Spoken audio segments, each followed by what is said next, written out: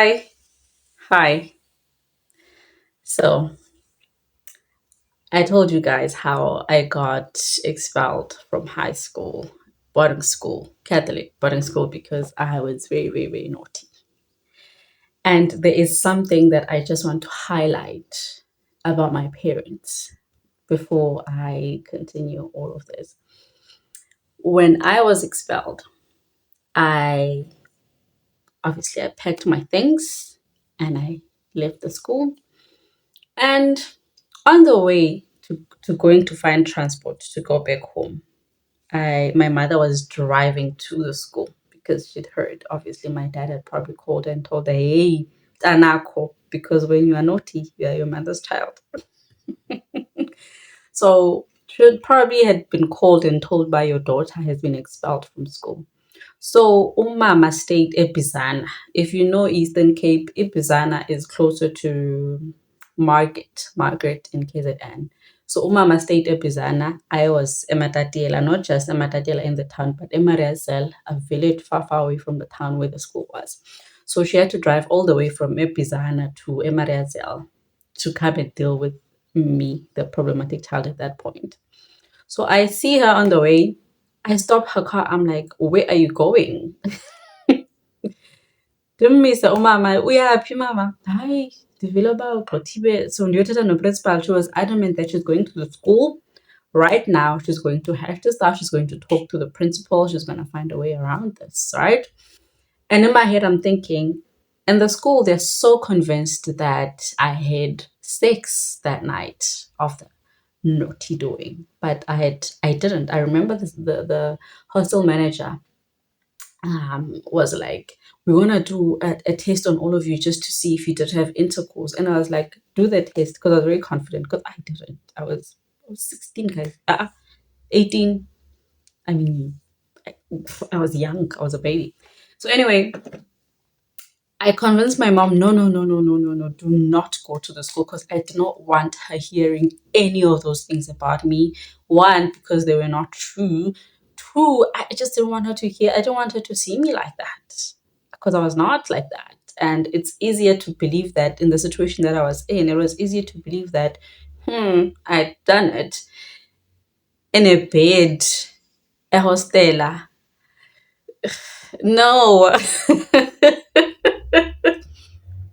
Absolutely not, right? I did not want my mother to hear those things. So I convinced her, no, let's just leave. Got in the car, and I am expecting the worst.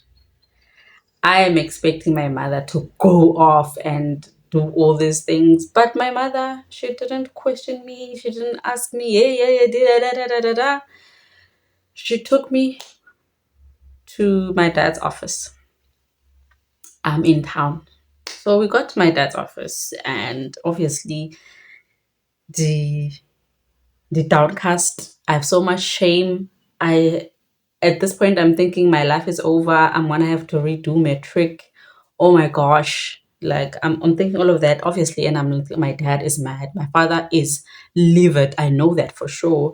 And I'm glad in a sense that we are in his office. He's not gonna beat me. And this is better because sisemsebenzini wakhe apha, there's gotta be some sort of respectability in this thing. So we get to his office. My dad is utata xa kanomsindo navy apha ebusweni, because he's a very black man.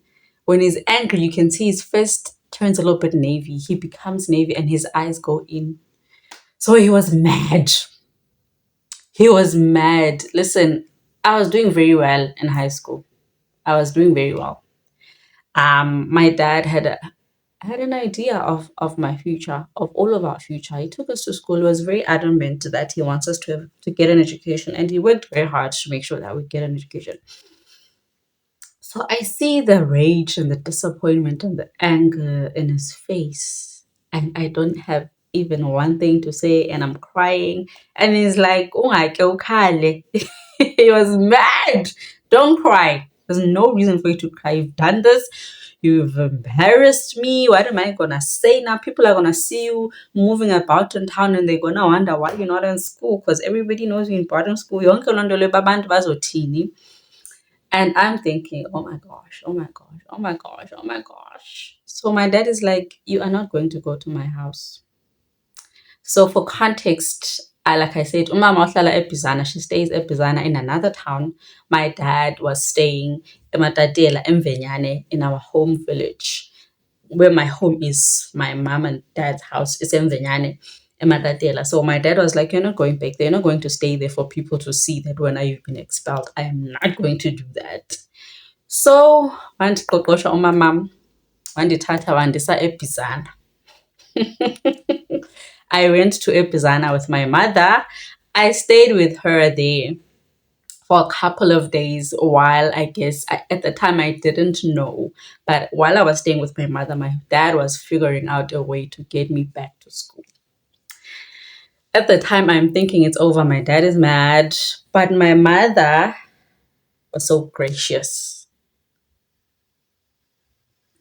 I remember we got there that night, Salala. She woke up in the morning, she had to go to work.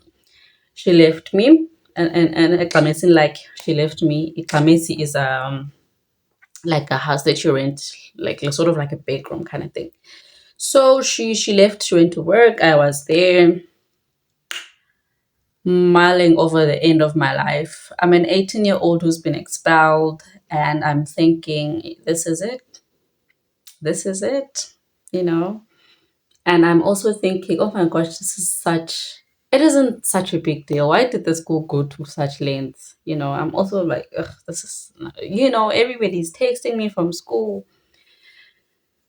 So my mom comes back the following day and she's like, yo, Xander, stop thinking about it. You look so depressed. Don't be so depressed, man. This is not the end of the world. No. And obviously, coming here went out there because I'm not thinking straight at that moment. So my mother then she called somebody that she knows who worked at the Department of Education for advice in terms of if this happens. She's in matric. It was around September. She's in matric. It's almost trial exam time. She's been expelled. What can she do to make sure that she completes? So we go have a meeting with this guy, and he tells us 1, 2, 3. If you want, there's a high possibility that I'm going to have to repeat matric because of 1, 2, 3, 1, 2, 3. We go back home that night and my mom is nice, she's calm, akangxoli, akabuza into ezininzi, she's not judging me, she's not condemning me. She was just nice. She was so nice. And then a few days later my dad calls and tells us, ba siya emthatha, he has found a lawyer. I'm like, a lawyer? Why do we need a lawyer? Right?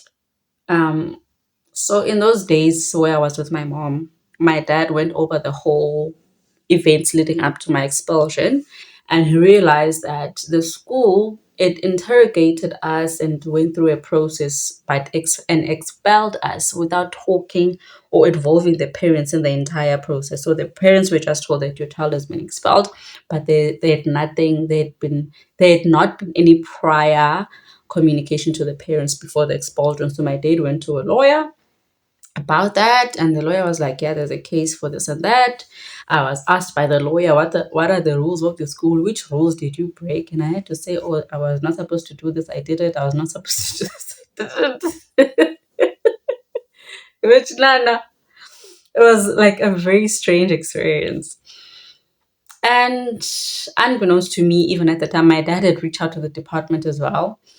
And the school, okay, we had to go back to the school because now there were lawyers involved, there was the department involved, and there had to be an agreement. Now the school had to sort of like mediate.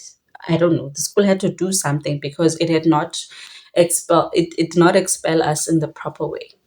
So anyway, sapinda esikolweni, and then we were allowed to go back to school. Mna nala genge yam eyayimoshile sonke, we were allowed to go back to school.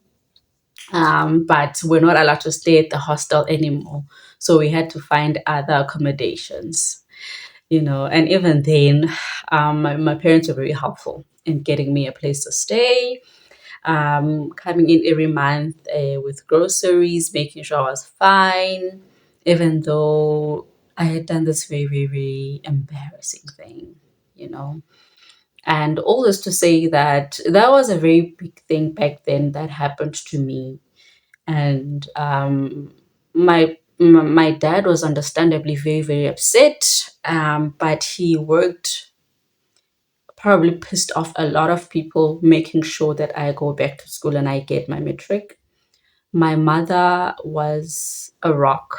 She was calm. She was non-judgmental. She did not shout at me. During that whole fiasco, she did not shout at me one time. She did not threaten me. She did not judge me. She did not even, my dad was upset. I remember my dad was even, he wanted to even take me for a pregnancy test because he was like, if you are even pregnant on top of all of this. And I was very confident. Kepa, I was like, no, I'm not. I promise you, I'm not. I guess he believed me.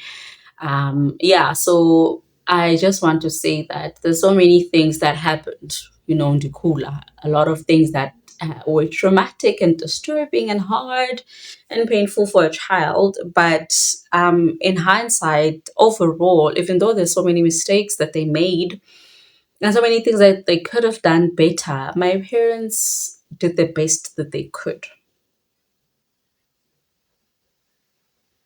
My parents did the best that they could.